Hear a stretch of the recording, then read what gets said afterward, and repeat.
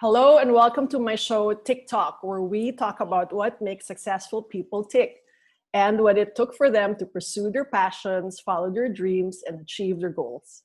I first met our guest about 5 years ago after she had just come back from studying and working in Melbourne, during which time we had featured her in Cosmopolitan Philippines as one of that year's Fun Fearless Females. She returned here and went on to make two award-winning films featuring lesbian protagonists to international acclaim. She continues to advocate for better representation of the LGBTQ plus community in Philippine cinema. I'm filled with pride on Pride Month to introduce to you Samantha Lee. Hi, Sam! Hi, Myrza. Hi, everyone. Thank you for having me. Thank you for saying yes. So, how are Yes, you doing? I'm doing great. Yeah, I'm doing okay. happy Yeah, happy Pride Month and happy belated Independence Day.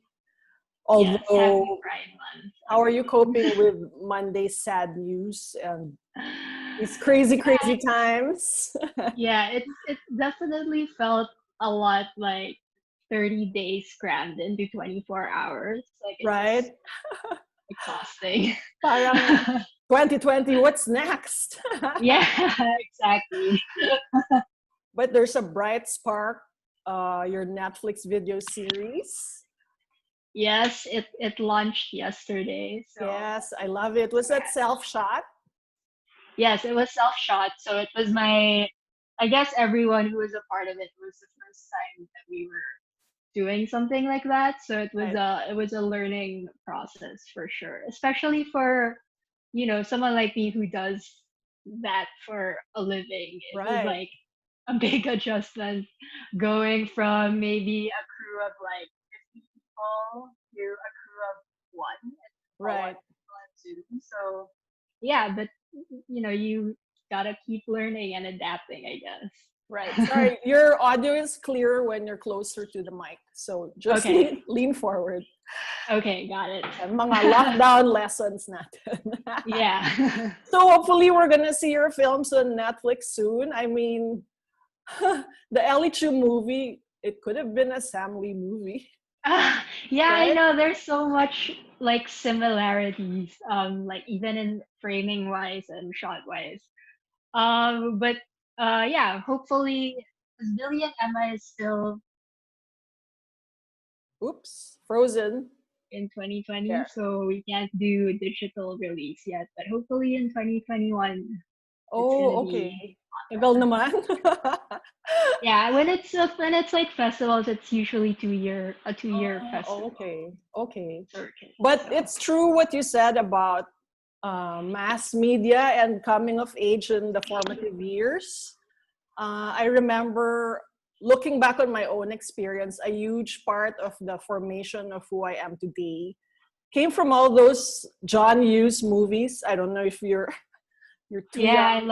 I love John Hughes. So I grew up on Pretty in Pink and The Breakfast Club and Some Kind of Wonderful. And I wanted to be Mary Stuart Masterson, the short haired girl playing drums. I actually became a short haired girl learning to play drums. Oh wow. So a lot of those things that you pick up from mass media when you're being formed as an individual, it comes from that. And you were right in saying that for a queer teen like you had no like pegs or nothing in mass media on which to familiarize yourself with the person that you were or wanted to be.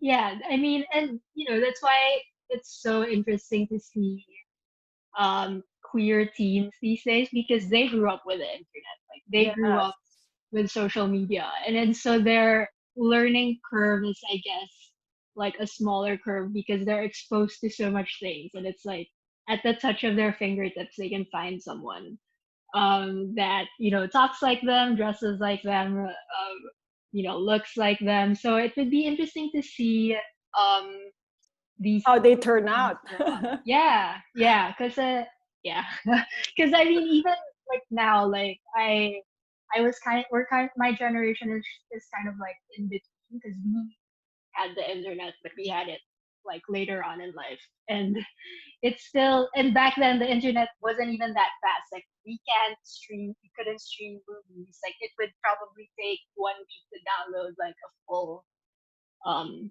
feature film back then. But now you can do it, you can Right. watch it online instantaneously. So Right. And you said that growing up in Philippine movies, there's only two kinds of gay people: the baklang parlor, very flamboyant and yeah. effeminate, or Yeah. the macho tibo, who was Yeah. very like masculine, and you couldn't find anyone in between to, or anyone whom you could identify with. No, and not only that, it was also like they were always the butt of the joke. So Right, it's, right, as a young person, when you see people making fun of right. these people on screen that are supposed to be you, it kind of like makes you think twice about wanting to come out, or to be that. I'm But surprised because when I was young, there was a very derogatory game called parang ini mini mini mo, but it was like girl, boy, bakla, tomboy. Parang you're in a group. And then if you land in bakla or tomboy, everybody would erupt laughing. And this was the 70s. And I'm shocked that during your time, like many decades later, it was still, the portrayal was still like that, like the butt of jokes. yeah, and even when you watch noontime shows Right, now, right. maybe not, Oh, now, yeah, now, like you would still see these, male noontime hosts. I'm not gonna name names, but like you would still see, like it still happens in like now. So it's like the Philippines, I think, has, still a really long way to long way go. to go when it comes to, because they I don't know if it's because they won't say it, like they won't say it to your face, but they'll probably, like what the noontime show hosts do, they'll pass it off as a joke. So it's like a microaggression.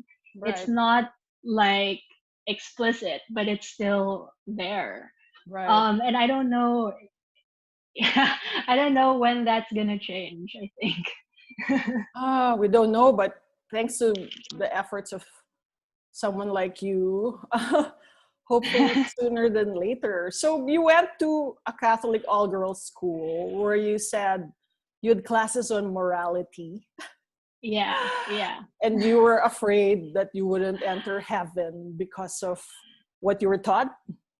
Yeah, I mean, like that's 14 years of being exposed to that. So you can't help but internalize it, I think. And when you're that age, I don't know if this is true for everyone, but because I'm in such a different place spiritually now. But back then I really took it seriously. I was the kind of kid that would eat all my rice because my yaya would say, "You don't finish your rice, that's 1 year in purgatory for each rice grain that you don't eat." So I would like eat all my rice because I believed that like if I didn't finish the rice, I would go to purgatory. So what more hearing Right, from your teacher that, homosexuality is a sin and you're gonna go to hell for doing that. So right, that really like left such a big mark on right. me growing up. Yeah. And then you went on to UP to be a film major. Is that right? That's right, right? Hello? Sorry. You studied film in UP? I didn't like. Can Yeah, you I hear studied me? film in UP. But you Yeah, did I not studied. want to be a filmmaker, you said. Yeah, I mean, well, it was a process. I think. Like Right. I knew in high school I wanted to study something that would mean I wouldn't end up in an office. So it was either film or broadcom, and so I took up film because I didn't get into broadcom because it was like a higher Oh, grade point average. Um, and then I think because it was like that environment kind of, I'm always super, like I'm doing my second master's in UP now. oh I wow. love UP as an institution, but that environment, I think it was like you had to make one kind of film, and if Oh, you oh. And if you didn't make that kind of film, then it kind of meant that you weren't good enough. And so I think very early on in that experience, I realized that, oh, I wasn't gonna be that kind of filmmaker. Right. So I just said, okay, I'll just finish this for the sake of having a degree, and also because my parents didn't want me to go to UP, so You I didn't, really sorry, needed they didn't want you to what? to go to UP. So Oh, okay. so I had to finish. I had to finish studying. Yeah, and it took me, I think, but it was like that, and the fact that I wasn't really comfortable with myself yet, which is, Right. I always say that, filmmaking has a lot of truth involved in it, and it's a lot of self-expression. So I think one of the factors why I was averse to becoming a filmmaker back then was because I wasn't truthful to myself yet, and Right. there weren't stories that I wanted to tell where I could be truthful. And it took many years before I could get to that place and realize that, okay, now I have something to say, and Right. now all that effort is worth it. So you had secrets that weren't ready to be stories yet. And I you, wouldn't say secret. It was just kind of like a becoming. okay. You, Yeah. you said you came out to you didn't come out until you were 23. And it Yeah. was to your mom on a Sunday Yeah. Yeah. because you couldn't go Um, drinking because it's like church day, right? yeah, it's like family days. I How, had no friends to go out with. how did she react if she's the kind of parent who doesn't want her child to go to UP? How did she react? She was like really okay with it, which was Oh, that's good. yeah, yeah. It was a surprise. I'm very lucky Right. with And my then, experience. so you went to Melbourne to study your master's and work. Yes, And you yes, mentioned in an interview that you were holding the hand of a girl you were seeing at a club, and then you had an yeah, epiphany. What was the yeah. epiphany? It's like, why can't I have all of this back home? And it was because I don't say this a lot in interviews because it's a bit dark, but we were on our way home, and then this guy was like, you know, saying things to us because it's like two girls walking home late at night. And then my first instinct was to like, let's get out of here. Right, This is right, dangerous. But to her, been exposed, having grown up in a society that was so accepting and so welcoming of who she was, she had no qualms about standing up to this guy and being like, "What's your problem? Is this a problem for you?" right, And she's so much smaller. Like I'm a tall person, and she was like so much smaller. And I was like, what? Imagine what it would be like to grow up in a society that was so accepting of who you were that your first instinct when attacked wouldn't be to hide or to run away, but to right. confront your attacker. I don't advocate getting yourself in unsafe situations, but it's just like, the thought process of saying like, there's nothing wrong with what I'm doing. You can't call me out for this. And like that was what I wanted. That was Right. like and the only way I knew how to do that was to make films because that's the only skill set that I have. So I was like, okay, I'm gonna go quit my job, say bye to my friends, uh, pack my bags, and then move back home.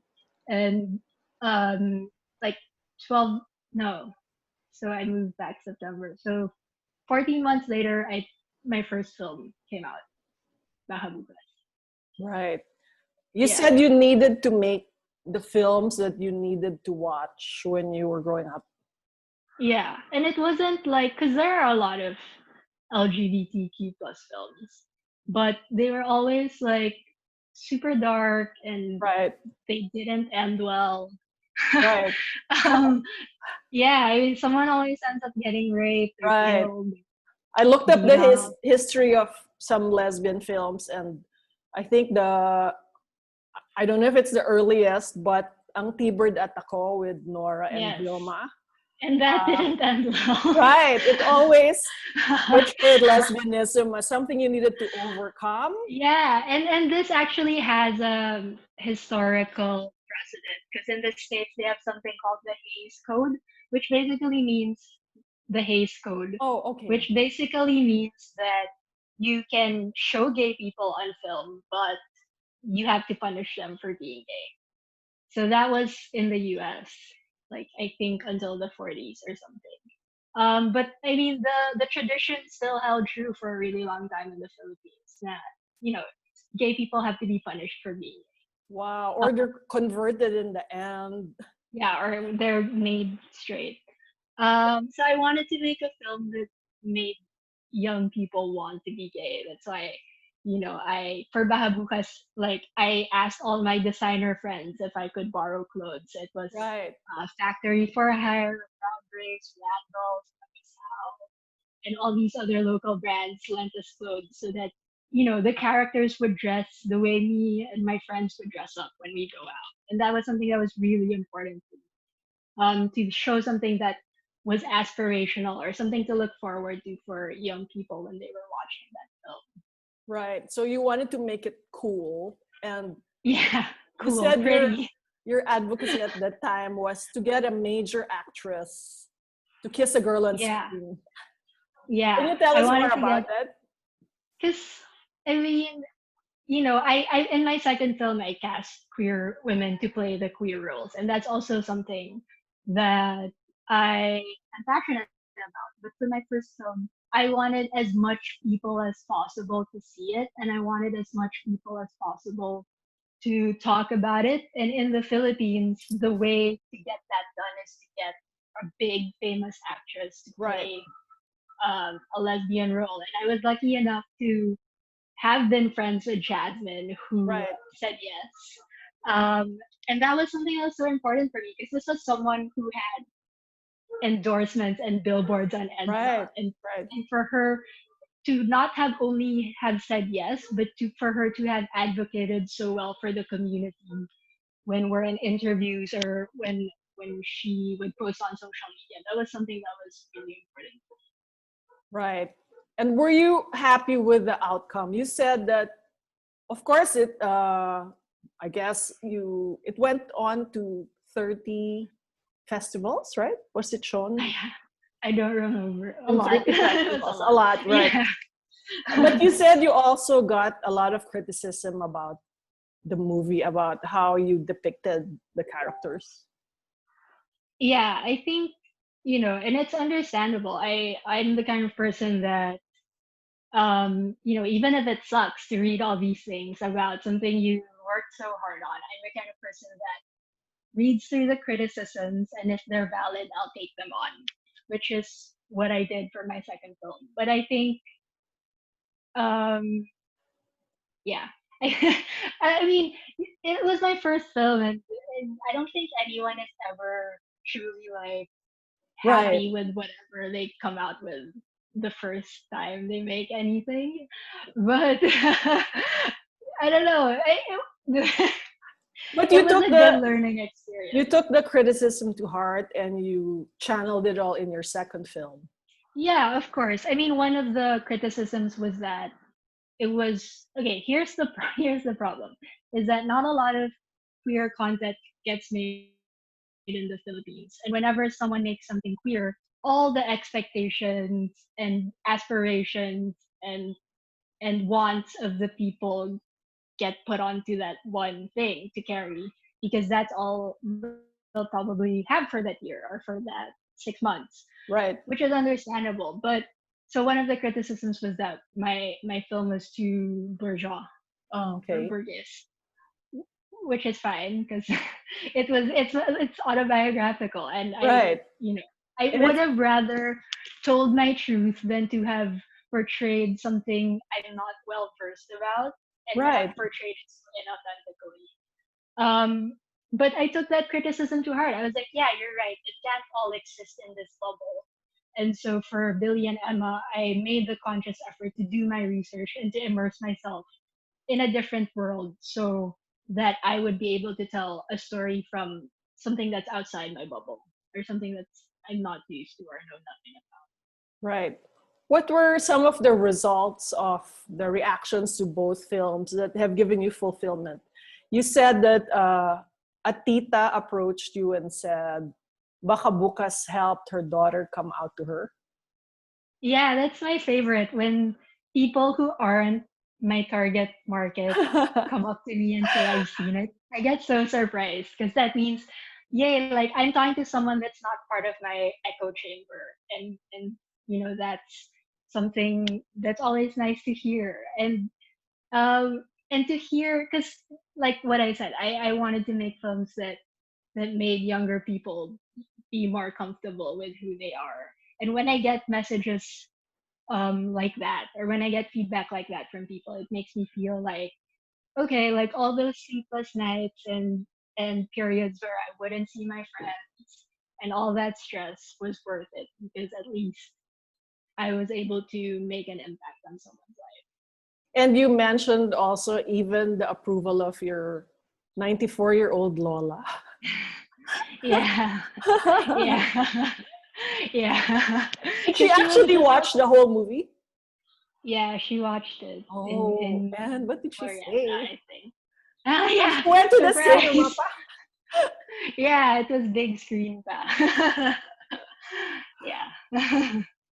And No, she was like so supportive and she was proud of me. So that was something because she's no longer here. So that was something that oh, okay, so I sorry. was happy to have um gotten out before.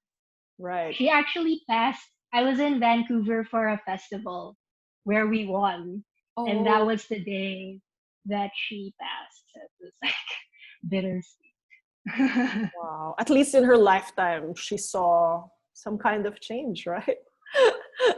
Yeah, I don't know if Important yeah, change. yeah, I guess. You've said also that you've chosen the rom-com in particular as a kind of genre.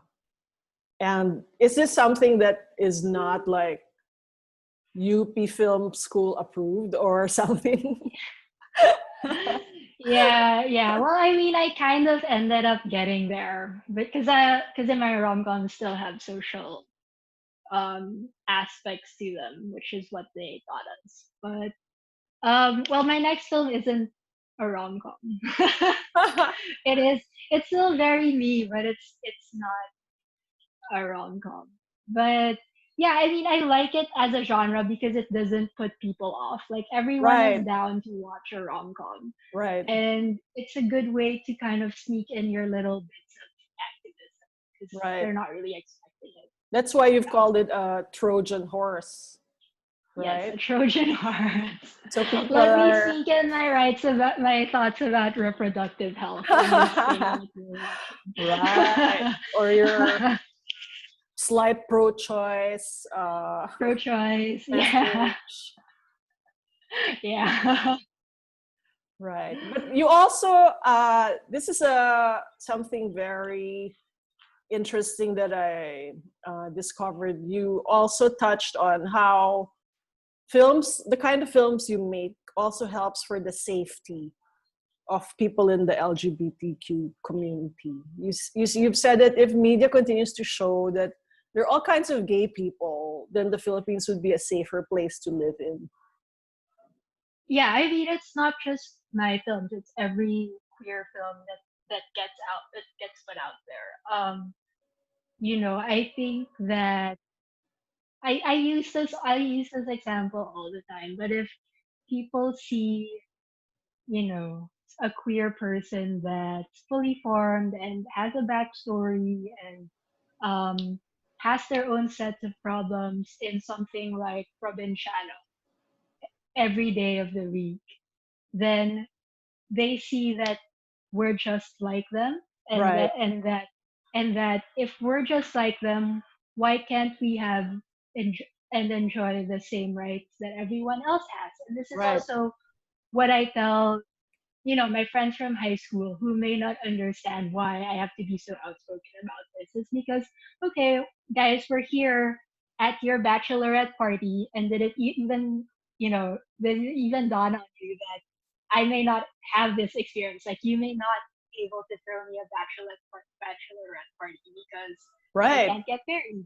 in the Right. Philippines. And you need to contextualize it in something that's real and tangible for them. Because if you just keep saying, Soji equality bill, that might, it, how are they supposed to latch on to that? I Right. mean, if they weren't predisposed to being Right. activists or whatever. Right. Yeah, so I believe that because if you're invisible in your own media, then people aren't gonna realize that there are these marginalized sectors of society that do have problems that need to be addressed as well, and this goes beyond just beyond the community, and that's what I learned, I guess, and because I'm just in my first semester of women's studies, is that the process of conscientizing people is a gradual process. You can't just be like, here are the rights I want, give it to Right. me. You You can't need to shove it do down their it. throats. Yeah, you need to do it slowly and get them invested in it, and make them realize that someone can't truly be free until everyone is free.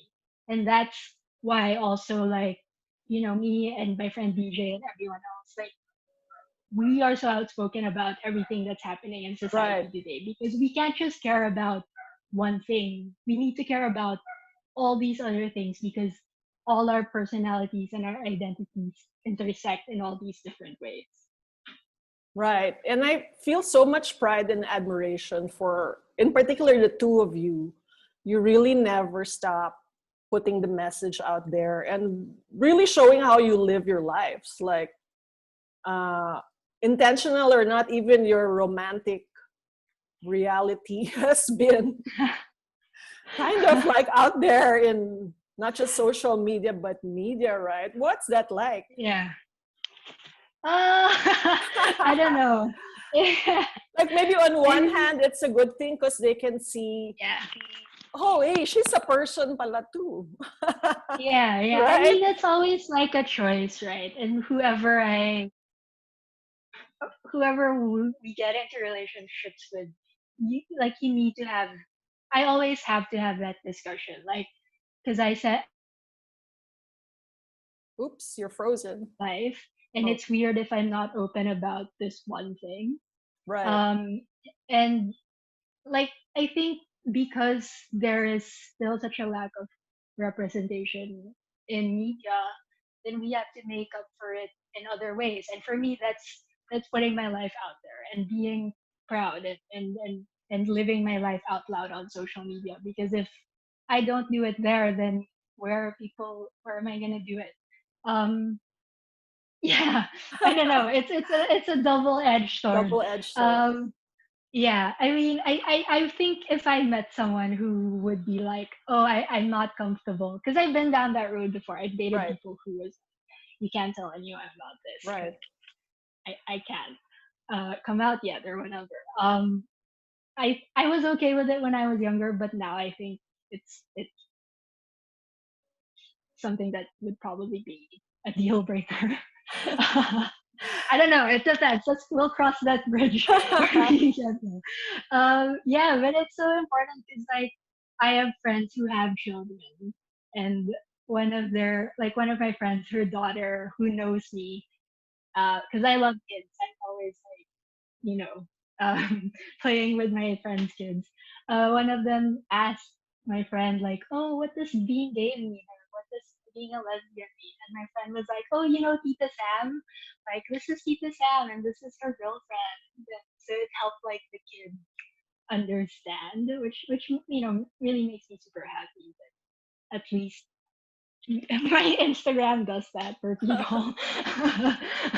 Right. And this Yeah. is a good thing because like in the Netflix when we what was it? When I saw When I me saw, yeah, uh clip, I saw one of the guys there, I think it's fourth or fifth. fifth, Fifth, fifth, yeah. He yeah, said that he has yeah, friends who purposely do not let their children watch any kind of media with gay people kasi raw nakakahawa.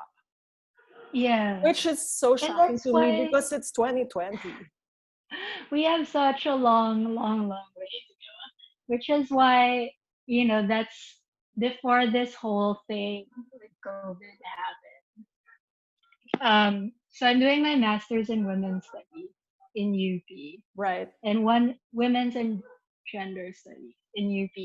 And one of the things that I was looking at for my thesis was I wanted to make instructional videos for kids explaining Soji. Oh, that's a good Gotta start idea. them that young. And Right. and yeah. Parang it would have been like a batibot Right. explaining explaining Soji. Right. Um, but it's also like what you said, we don't know if parents are gonna let their kids watch this, Right. know?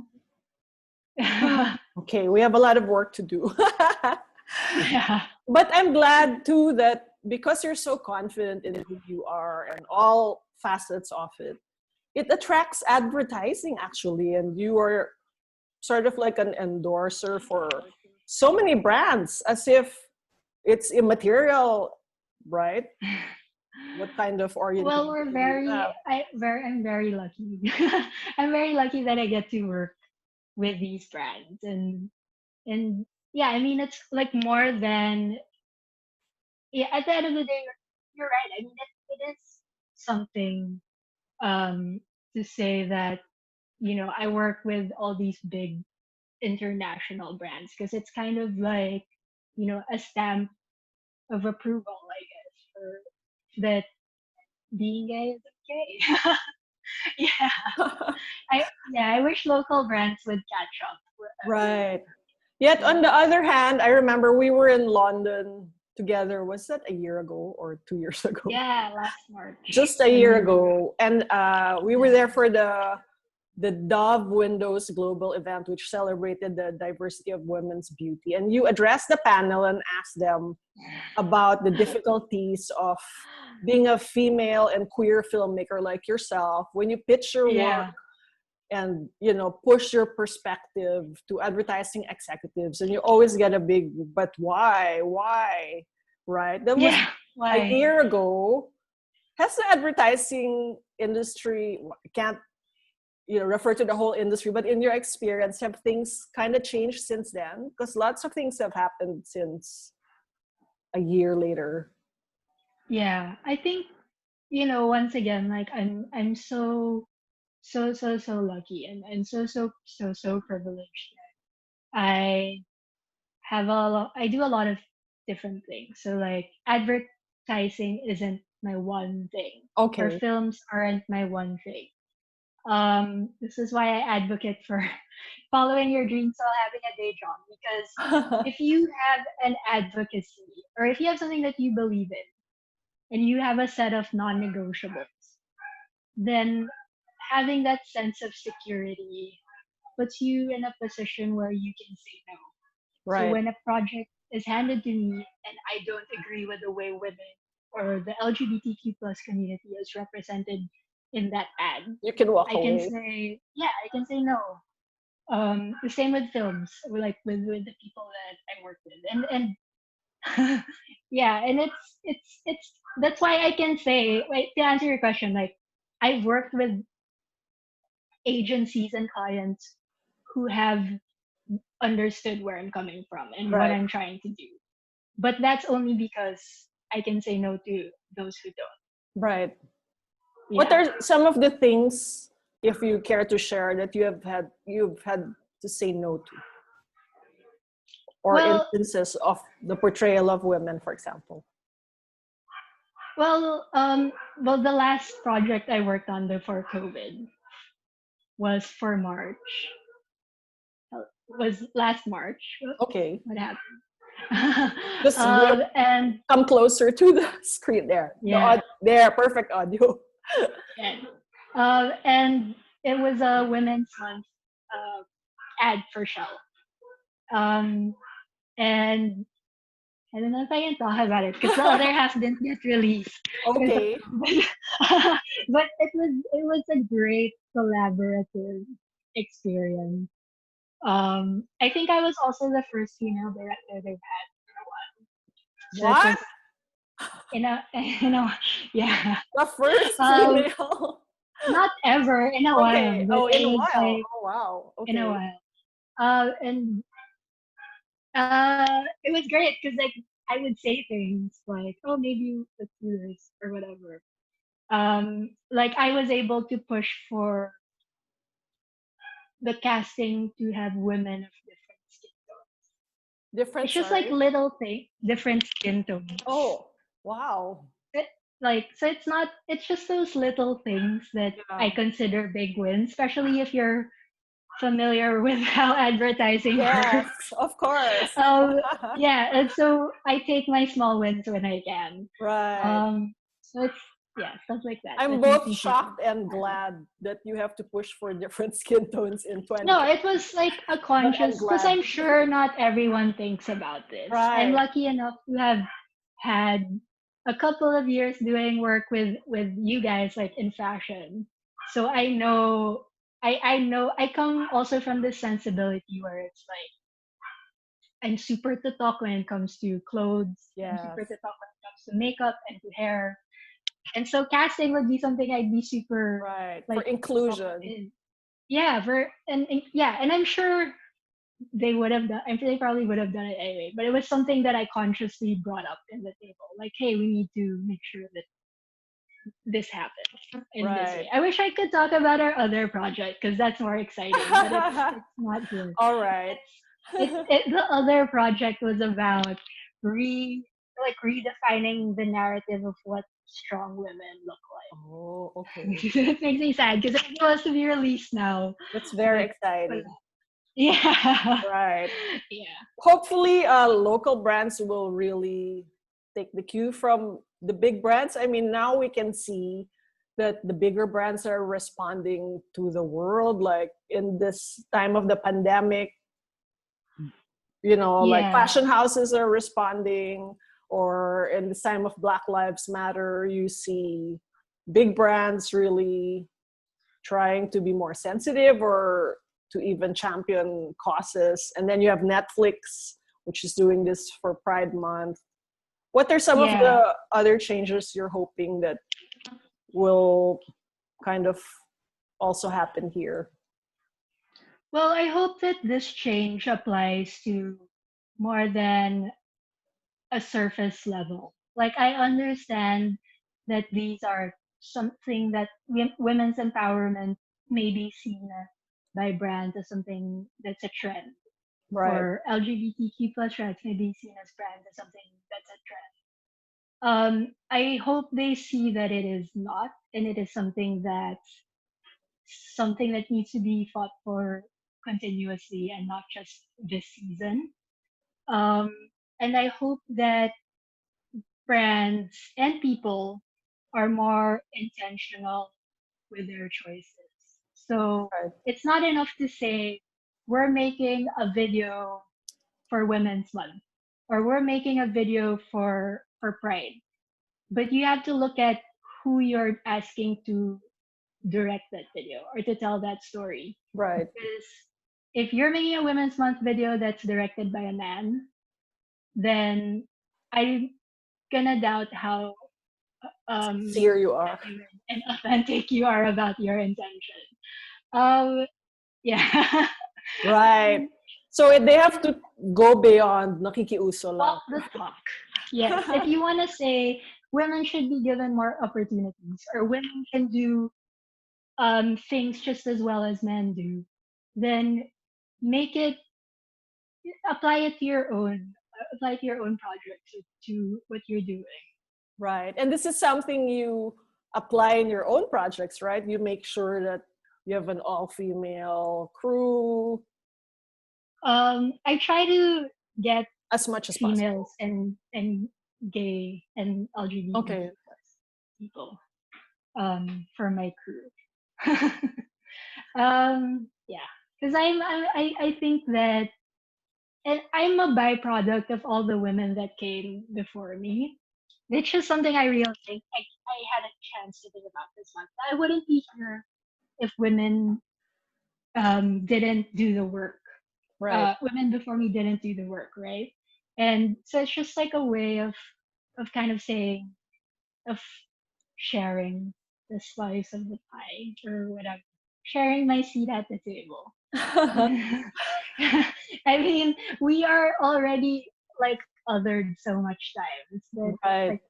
like like my productions, Sana, I want to be my first choice will always be women and members of the LGBTQ Please explain the concept of othered for those who would like an Othered introduction is to it. othered is when you're not. It's when I guess the way I see it is when you're not a part of the majority, Right. or if you are discriminated against based on your Right. gender. And it doesn't have to be overt discrimination, right? Sometimes No, it's no, very subtle. yes. So it can be like um it can be this happened to me all the time when I was younger. But people would always say like, "Oh, sayang ka." Oh, ako rin, nasabihan na dun. Yeah, like para, oh, okay, great. But it's like not, it's like a layer. It's like a subtle Right. shade. Yeah. Do you still get that, and how do you respond, or you don't? Not as much anymore, I guess. And I don't know if like what you said, because now I'm just more open about it. Or Right. like over. Right. And when I was younger, of course, when you're starting out in the industry, in any industry, you try to take up as little space as possible. Right. And Especially in the you Philippines, where it's still such a hierarchy. About when you're super new, everyone is above you, and you can't really show up a shoot or whatever, and I don't know, take up space. At least that was how I felt. right. Kids now might be more confident, but like before, I would just be quiet in the side shooting Right. stuff.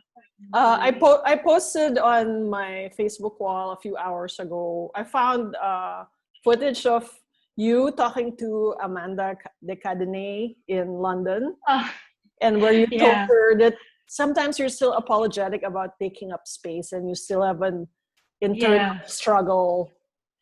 Does that yeah. still hold true today? I was kind of surprised that somebody as successful as you would even go through that still.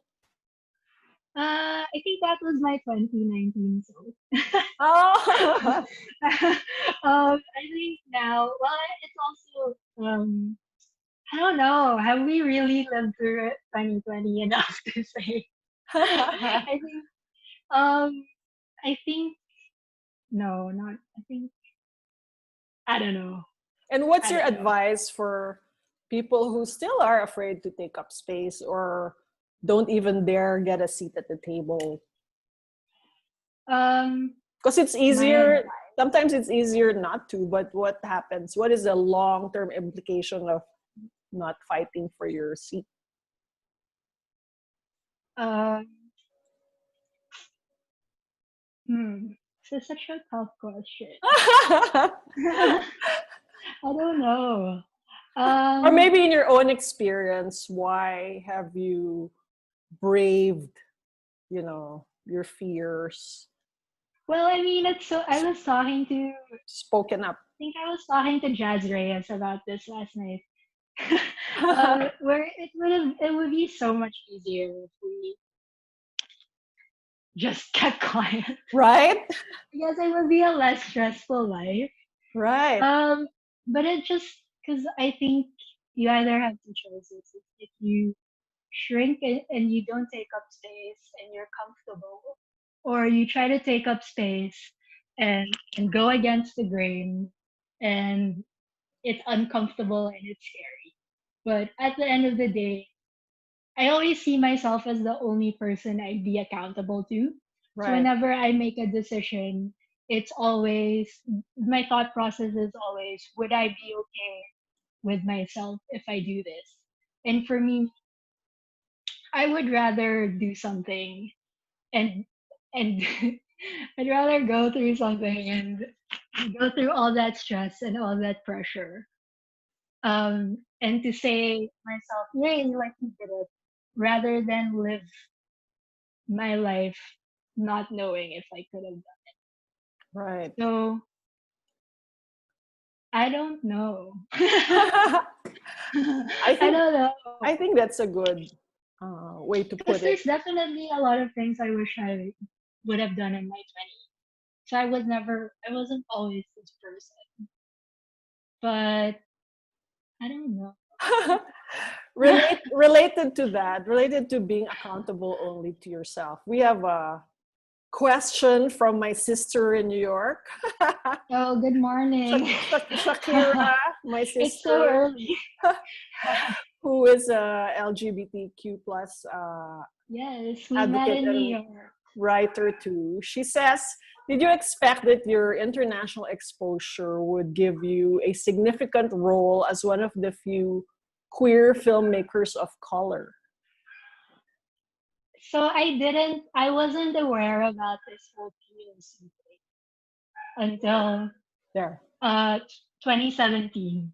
Okay. So, and that was when the Habukas got into all these big film festivals because all the emails said, "Hey, we're so happy to have this film made by a female queer person of color." And I was like, "Wait a minute, they're talking about me because the Philippines, right? We all just see ourselves as Filipino. It's not like I'm a person of color, but it's like in that context." That was the first time I realized that I was other. That I was so that yeah, and so um it's always tricky because you always ask yourself, Right. am I here because I deserve it, or am I Right. here to fill this invisible quota of being female, queer, and a person of color? Right. Um, when you go through the world that's already three strikes against me, right? Because I'm Right. already female, I'm already queer, plus an Asian. So Right. it's like in the hierarchy of privilege, I'm like, you know, um, down there. And but on the other hand, you without question that. without you even knowing that you were down there pala. Yeah, you don't know. But then it's also like, it was like really such a big learning experience because I thought that the lack of representation was only here. Right. But the more that I traveled, the more people would come up and talk to me after, the more that I realized that there's a lack of representation everywhere. That Right. people have this hunger to see themselves on screen, even in such a progressive country. Well, can I formerly progressive country, Oh, yes. like the States, where it's like, oh, you would think that you Right. know that they already get their representation, but it's still such a long and So uphill battle. you feel that you're given a new responsibility knowing this? Does it like Mm, I factor don't think in? I let myself see it. I don't think responsibility is a right word. All right. Um, I think I would say it's an added why. It's an added purpose, an added motivation to do what I do. Right. Because I think responsibility, I don't know, it's so lofty. It's not something, I'm not like here to be like, it's, yeah, I'm not that. I'm not the one person who's gonna make these kinds of films. Actually, I hope that I'm not. I hope that, like what women have done before me, that I inspire people to wanna do this and want to tell more stories. Right. Um, yeah, but that's So also why. Yeah, sorry.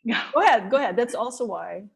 But that's also why I think um, I love traveling for films because I learn so much.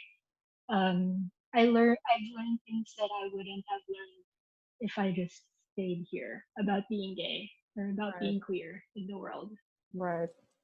We hope to see all those things that you've learned somewhere in something that you create. Her second question is, What do you think Filipinos do and don't understand about race relations within the queer community and the general population?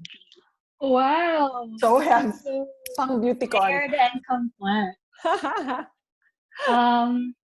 But you feel there's so much they don't understand, right? What do you mean race relation? um, wow, I don't know. I think I don't know. Can this be a more specific question? Because I can't tackle race relations by itself on its own. That's right. Yeah. Okay, to be addressed in detail. Part 2. Yeah. This is so well, okay, I'll just say like a one thing. Like, so when I travel, I'd meet people and we talk about what it's like to be gay, in whatever country we come from. And what I've realized is that, because in the States, like they have all these, they're so advanced when it comes to talking about gender and sexual orientation. Like they have, like non-binary, and Right, they have all these different labels that we don't use in the Philippines, or it's not yet mainstreamed. Um, and they can think about gender so philosophically, and like that's already the level right, that was the level of their discourse right, about the LGBTQ plus community back then. And here, our our level of discourse is still whether or not someone has a penis or not.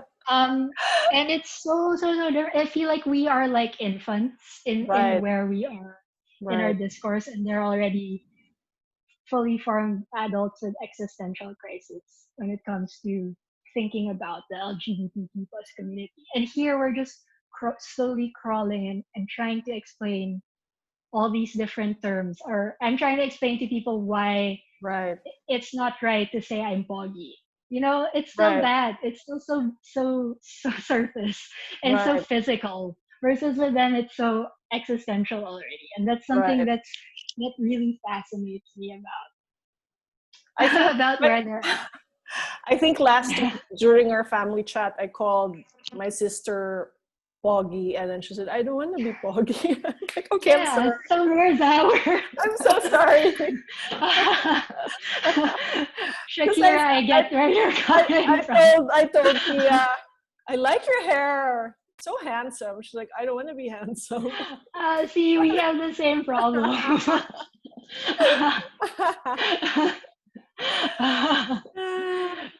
You said Yeah, before that when you were still trying so hard not to be gay, you would wear your hair long and wear tube tops. yeah, yeah, But now I see you like for your H&M campaign, you're also wearing bikinis. Is yeah. there something to that? Or if people ask you, do you feel obligated to explain? Or what does fashion have Um, to do with how people view how you dress? Or do you still get a lot of comments about that? I think I will explain, depending on the intent behind the question. Right.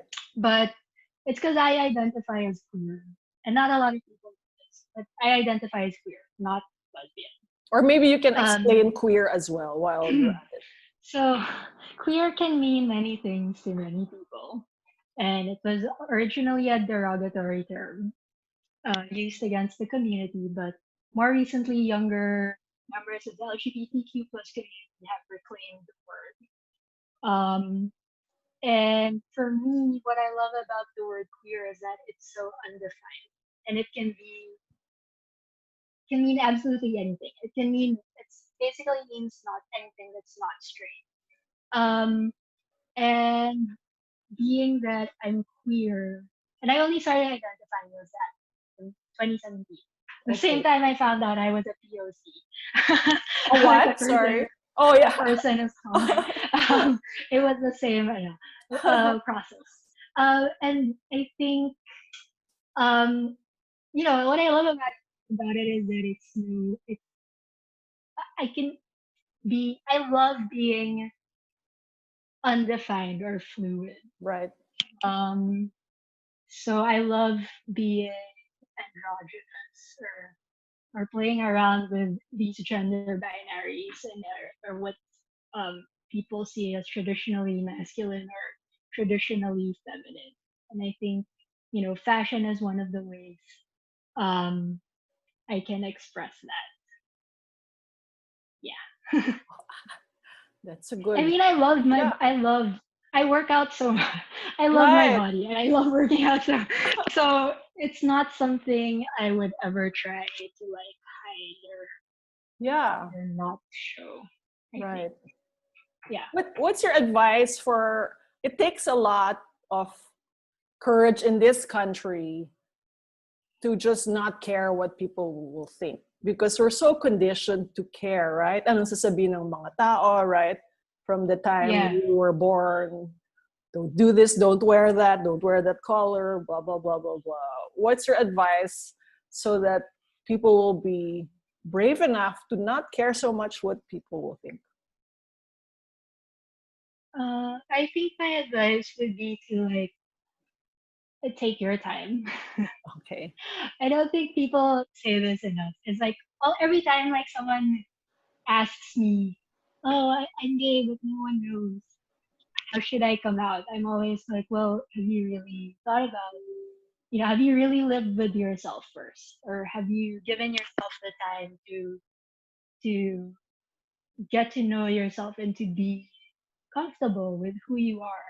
Because once you come out, you are automatically exposed to to everyone's opinions and to what everyone thinks. And if you haven't done that work internally yet, it's gonna be 100 times harder on you.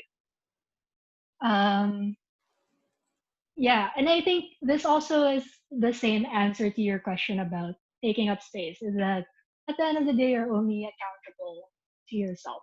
So no one should be able to tell you what to do or how to dress or who to love, etc. If you can live with yourself and your decisions at the end of the day, then that's all anyone can really ever ask. Right. Thank you Yeah. for that. I know you don't like to be asked about what film are you working on next or such things, but I don't not like I hate when that's the first question. When it's oh, you haven't okay. even asked me how I am and it's like, what are Okay. you working on, So Sam? since I asked you how you are, what are some of Yes. the things that you've been working on? Well, I'm really, really excited. I have well, I don't know, like I don't know if a lot of people have felt this, but on social media there has been this pressure to be productive while in Yes, I quarantine. have felt that pressure so much. And I for the first 2 months of this quarantine I would just read, honestly. I would read and then do yoga and then that's it, but I eventually got to that place where I could create again. And so I have a short film that we've already shot. Wow. It's a rom-com. It's a rom-com. I don't know if it's funny. It's a film about a long-distance relationship. So it's shot in LA and we shot it in Manila. And this is the first time I'm saying this out loud. Yay. It's gonna be Jasmine Curtis is starring in it, Oh, okay. and um, my friend Ella Lentini, who is in LA. So, I mean, I'm hoping to get it done because it's so hard because I'm doing everything by myself, but I'm Right. hoping to get it done in time for Pride. So this month. Yeah. Wow. Okay. So watch I've out been for waiting. it. Yeah, it's so exciting because it's my first short film. It's the first time I've co-written with someone, Wow. and we did it through Zoom. It's my first time to direct something, to work with a DP that's from LA, to work with an actor that's from LA, it's also Jasmine's first short film. Um, yeah, so it's a lot of firsts, and I think it's really just what I needed because I've been so burdened with like, oh, what's your next film? Right. And it was just a lot of pressure that was riding on Expectations. that. Yeah, and I wrote this like just because I wanted to write it, and Right. rewrote it. Was it shot before Um, lockdown? no, it was shot in quarantine, Oh, so okay. Jasmine's my neighbor, Oh, okay. so, but I've been wanting to work with Jasmine since the Algebras anyway. And this was just the perfect opportunity Does it have a for. name, this film? Well, it's Or not I don't yet? know what it's called yet. Okay. Yeah, but We will know in a few weeks. yeah, it's so exciting because it felt like I was in film school again. I had to do. Jasmine also was like helping put up. We'd set up the set and figure out wardrobe and she'd do her makeup and then siya yung magsa-sound. Right. And while all this is happening, we're on a Zoom call, and LA is doing the same thing. Right. It's just so interesting, especially with what's been going on in the States now. Like we have had to pack up shooting days because of the rallies. Yes. So like aside from what's going on in the film, there was a lot of external factors Right. that was affecting the production as well, which is so Right. interesting. Right. Um, yeah. So interesting to see all the art that will come out of current global turmoil, Yeah, yeah, right? yeah, And if it weren't yeah, bad enough that the local film industry, well, international, was so badly hit by the pandemic. I mean, we're lucky. You guys are lucky you can shoot your own things, but like the crew and all the people who yeah, depend on it yeah, for a yeah. livelihood. And then plus the worsening political situation here is really not helping. How much In impact, both in both LA and Manila, in the right? States and the Philippines. How do you I think this think. will impact the arts and how Well, I long? mean, we are. This film was a direct reaction to something someone told me.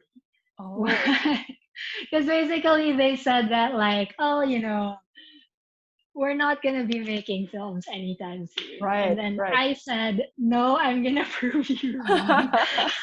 Challenge accepted. Challenge accepted. No, you're gonna take that back.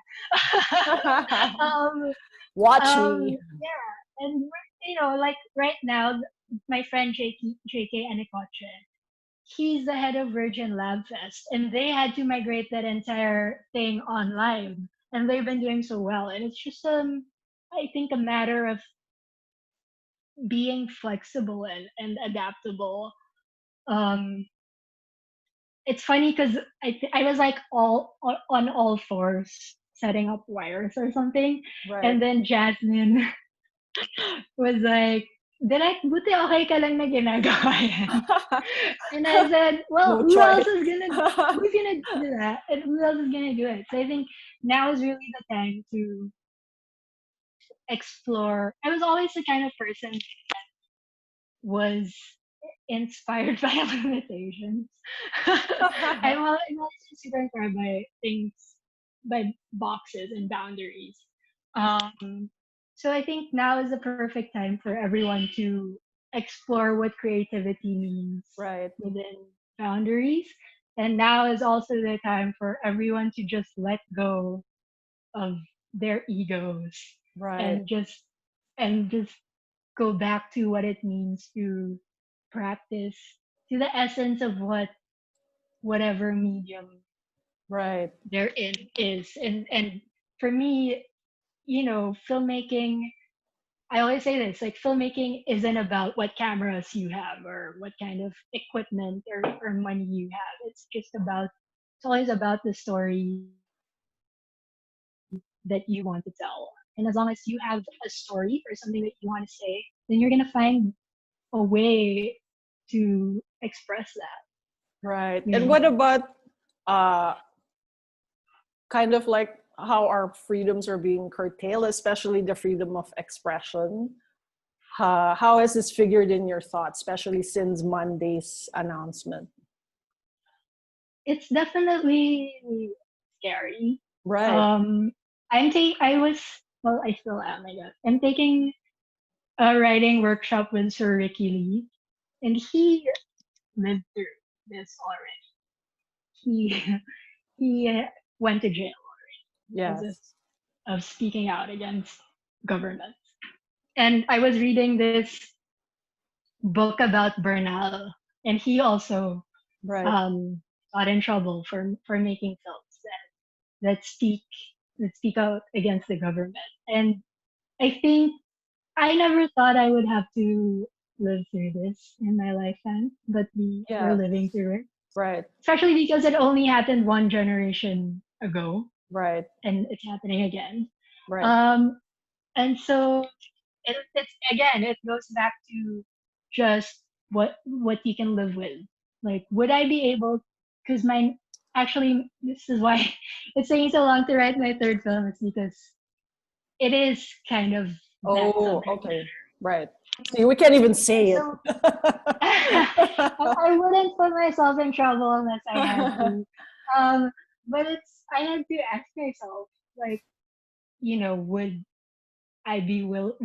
should I just shelf this, or should I continue Right. going down this path? And it's again, like, what are you gonna be able to live with? Like, Would you rather you keep know, quiet would you or rather keep quiet against speak up? everything that's happening? Yeah, yeah. Right. And in some ways, I'm still super lucky, and I come from. I'm not saying I'm immune or nothing like that, but it's still like, if I get in trouble, like, people will know. But what about the hundreds of other people who have disappeared or who have been Right. silenced, and we Right. haven't even heard their stories? Like, what Right. about them? And so, in many ways, like, we have to use our privilege and our platforms for them more than for us, Right. because we can't let those stories go untold. Right. Yeah, Wow. Okay. yeah. I know I kind of lived through it in the 70s and 80s. I remember in UP, I was afraid to be seen reading the Philippine Collegian outside of UP because you could Yeah, get in trouble. And now yeah, I saw something that the Collegian posted about, we're not sure if, yeah. I maybe got this that might be the email. last issue. Parang, oh my God, Yeah, parang replay from 1986. yeah, yeah, yeah. And it's, Unbelievable, but it's true. you know, yeah, it's scary. Yeah. It's funny because, like, Isa already said she was gonna be a part of my film. Isa Calzado. Oh, okay. And so when I asked her, because we were at this thing, I was like, oh, game ka pa ba? Gawin yan. And Oo. like, of course, game pa ako. So, I mean, Game pa rin. Tuloy, tuloy game pa lang. rin. Tuloy lang. Yeah. Tuloy lang. Okay, I think nag-set na yung sun, so your daylight has Yeah. now turned into So I'm gonna go. nightlight. No, it's Yeah. okay.